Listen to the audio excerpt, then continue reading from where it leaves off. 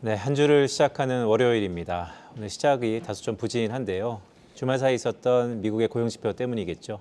이분 모시고 낱낱이 살펴보도록 하겠습니다. 김한진 이코노미스트입니다. 이코노미스트 안녕하십니까? 네, 안녕하세요. 안녕하세요. 네, 오늘 고용 얘기 전반적으로 많이 하는데 그래도 또 여쭤야 될 것 같습니다. 사실 미국의 고용 시장이 7, 8월은 좀 비수기인데요. 이번에 꽤 서프라이즈예요. 어떻게 보셨어요? 네, 지금 고용 지표가 좀 근본적으로 지금 뜨거울 수밖에 없는 이유. 그거는 뭐 아시다시피 팬데믹 때 사람을 엄청 감원시켰기 때문에 일자리를 잃었던 것에 대한 반작용이라고 생각을 합니다. 그런데 더군다나 지금은 뭐 지금 경제 활동이 재개되는 그런 시점이잖아요.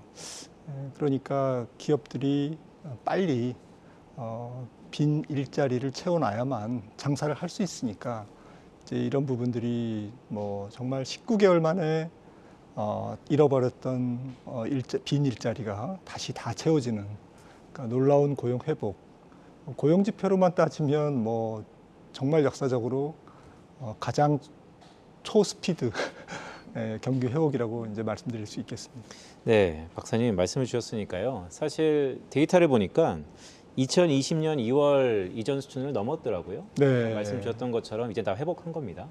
그런데 여전히 경제활동 참가율이 이전 수준을 못 미치고 있거든요. 고용지표는 후행지표인데 그럼 이제 앞으로가 좀 문제인 것 같습니다. 고용은 다 회복했고 경제활동 참가율은 이전보다 낮은데 그럼 앞으로 고용은 좀 안 좋아진다고 우리가 봐야 되는 걸까요? 글쎄요, 경제활동 참가율은 뭐 연준에서도 조금 헷갈려하는 그런 뉘앙스로 얘기를 하는데 저도 정확하게는 모르겠습니다만은 저는 뭐 경제활동 참가율은 서서히 올라갈 거로 봅니다. 아무래도 지금 이제 저축률도 많이 낮아졌고 또 정부에서 받는 보조금도 지금 이제 중지됐기 때문에 서서히 이제 일을 하러 나온다. 일을 하러 나오는데 기업들은 지금 감원을 하반기부터 이제 시작되지 않습니까?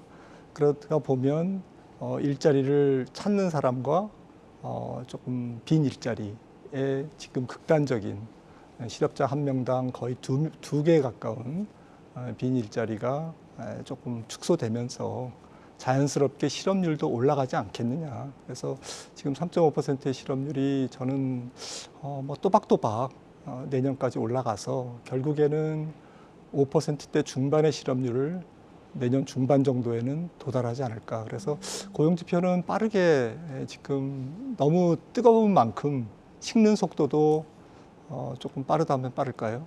이제 그렇게 생각을 합니다. 우선 지금 이제 자체로 나왔던 결과만 보자면 미국의 고용은 괜찮다라고 볼 수가 있는 것이고 이에 따라서 그렇다면 연준이 더 강하게 금리 인상 속도를 내는 것이 아닌가 하는 가능성이 커졌지 않습니까? 어떤 수순을 보일 거라고 보세요?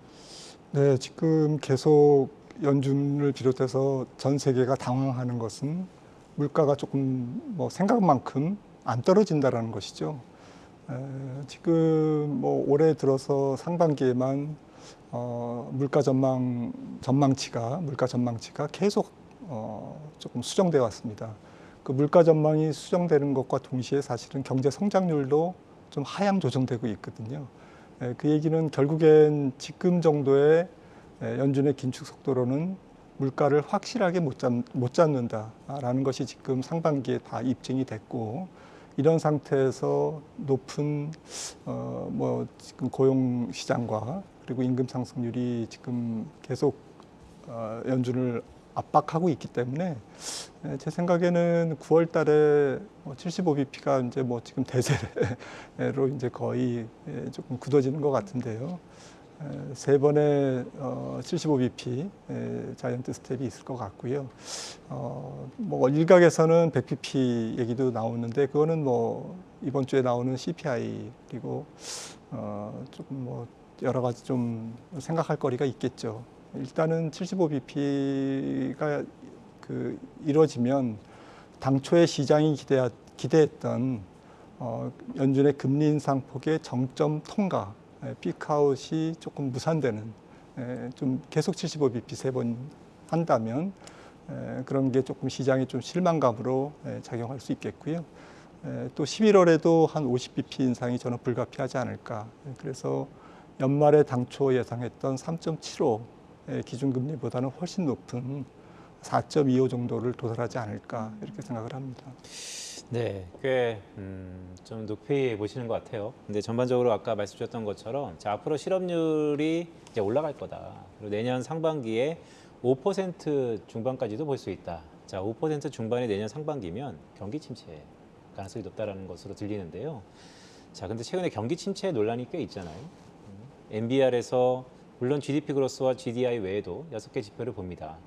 하지만 6개 지표 중에서 고용 지표가 워낙 잘 나왔기 때문에 이게 실제 소매 판매, 뭐 산업 생산 이런 것들이 나빠지고는 있지만 너무 묻히는 감이 좀 있는 것 같아요. NBR은 언제쯤 경기 침체를 선언할 거라고 보세요? 저는 뭐 NBR이 항상 후행적으로 또 약간 뭐 정치적인 그런 것도 고려하고 그리고 사실은 NBR이 경기 침체를 선언하면 사실은 또 부작용도 있거든요.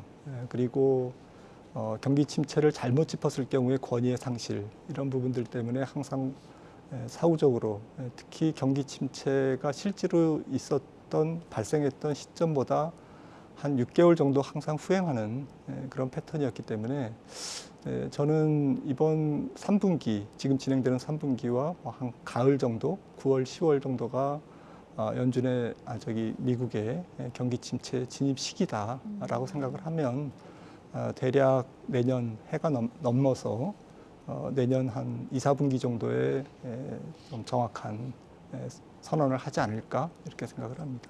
박사님께서는 2023년 그러니까 내년 상반기쯤에 경기 침체를 예상을 하신다라고 말씀해 주셨고 앞서서 일각에서는 9월 FOMC에서 1%포인트 금리 인상도 제기가 되고 있다고 하셨는데요.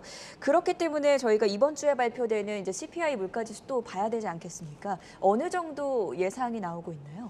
지금 뭐 시장의 컨센서스는 뭐 지난달 9.1에서 8.9 내지는 뭐 조금 낮게 보는 쪽이 뭐 8.7, 뭐 8.6까지도 봅니다만 대체로는 8.8 정도의 좀 컨센서스가 모아져 있는 것 같고요. 예. 저도 한 8.8 정도 나오지 않을까. 에너지 가격이 많이 떨어졌기 때문에 그 정도는 충분히 달성할 수 있다라고 생각을 합니다.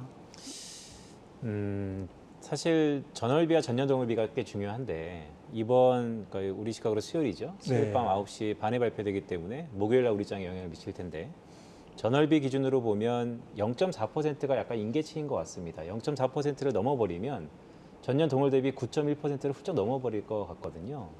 자, 제가 이렇게 질문을 좀 드리겠습니다. 만약에 뭐 연준의 정책 기반자에 어느 정도 영향력이 있다라고 보신다면 왜냐하면 최근 월가에서 이런 얘기가 많이 들려서입니다.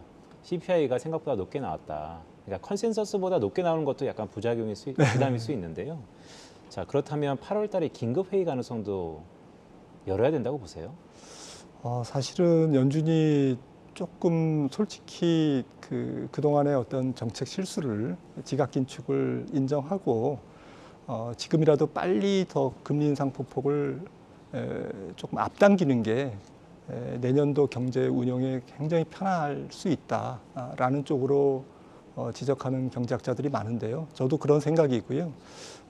지금 앞서도 말씀드렸지만 물가 전망이 틀리는 이유, 특히 미국 시장에서 틀리는 이유는 너무 복합적이잖아요. 너무 여러 가지 이유들이 또 뿌리 깊은 이유들이 이제 혼재되어 있기 때문에 특히나 지금 경기가 고용 시장만 해도 펄펄 끓다가 이제 조금 식는 과정이 굉장히 더딜 것으로 지금 사람들이 예상하지 않습니까?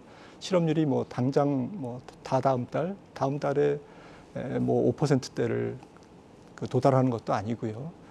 그렇다면 고용 시장으로 대변되는 경기의 어떤 체감 온도는 조금 서서히 둔화되고 그리고 구조적인 또 공급 측면에 그러한 인플레이션 요인은 또 주거비라든지 그리고 최근에 이제 서비스업 그리고 임금 상승에 따른 좀 제품 가격의 전가. 이 제품 가격은 뭐 서비스 제품 가격도 있는 거고요. 서비스 가격도 있는 거고 이렇게 굉장히 광범위한 인플레이션이기 때문에 이번에는 결국에는 수요 침체, 경기 침체에 빨리 돌입하는 게 물가를 잡는 일이다. 그게 내년에 더 큰 금리 인상이나 혹은 금리 인상 지속을 미연에 사전에 방지하는 저는 그런 솔루션이라고 생각을 합니다. 근데 연준이 아직까지도 지금 그런 것들을 여러 가지 것을 고려하면서 계속 인플레이션 뒷꽁무니를 쫓아가고 있는 거죠.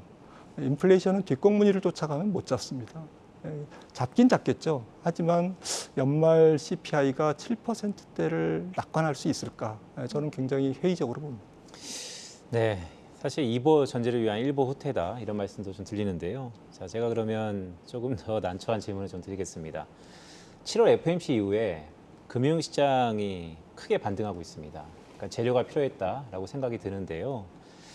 어떻게 보세요? 지금 연준이 특히 파월 의장이 인플레이션은 일시적이다. 6개월 뒤에 실기했다. 이번에는 중립금리 수준에 와 있다. 또 6개월 뒤에 번복할 가능성을 우리가 염두하면서 지금부터 전략을 짜야 될까요? 아니면 한번 좀 실수했기 때문에 이번엔 잘 하겠지. 중립금리 수준에 갈 거야.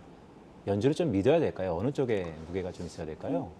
네, 지금 연준은 뭐 신뢰가 이미 상실된 상태고요. 시장에서는 연준의 신뢰 때문에 주가가 올라가는 게 아니고 어쨌든 아직도 풍부한 유동성 그리고 인플레이션의 절대치는 떨어진다라는 모멘텀 그리고 어쨌든 통화 정책의 정점이 지금 7월로 지나갔을 가능성 그래도 뭐 9월 달에 75bp를 인상한다 해도 100bp는 인상하지 않겠지라는 통화 정책의 매파적 피크아웃에 대한 어떤 안도 랠리가 지금 진행되고 있는 것 같고요.